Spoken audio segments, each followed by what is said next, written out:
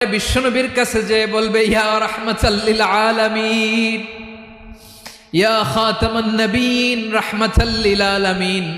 দেখেন আমাদের কি অবস্থা, কি কঠিন বিপদে আমরা আছি, দাঁড়াতে পারি না, সূর্যের আলোতে ঘেমে হয়রান। আজকে কেউ সুপারিশ করতে পারবে না। সব নবীরা অপারগতা স্বীকার করেছে, তারা বলেছে আপনি ছাড়া কেউ নাকি আল্লাহর সামনে দাঁড়াতে পারবেন না, আপনি একটু সুপারিশ করেন। বিশ্বনবী বলবেন আসো আসো, আজকের দিনে আমি ছাড়া আল্লাহর সামনে কেউ দাঁড়াতে পারবে না। বিশ্বনবী মাকামে মাহমুদে যে আল্লাহু আকবার বলে সিজদায় লুটিয়ে পড়বেন,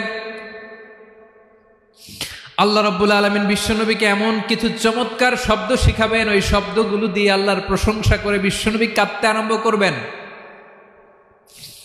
বিশ্বনবী এমন ভাবে অজর দ্বারায় সিজদায় লুটিয়ে পড়ে কাঁদবেন, রব্বুল আলামিনের রহমতের দরিয়ায় জোশ লেগে যাবে।